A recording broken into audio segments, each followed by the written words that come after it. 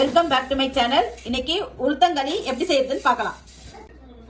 ஒரு டம்ளர் கருப்பு உளுத்தம் பருப்பு எடுத்திருக்கேன்.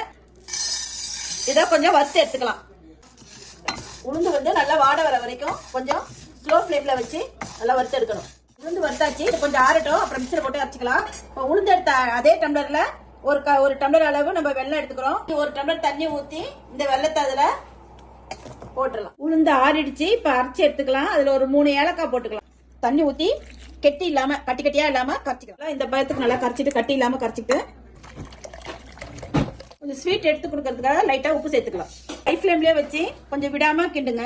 காய்ச்சி வச்சிருக்கிற வெள்ளத்தை வடிகட்டி ஊத்திக்கலாம்.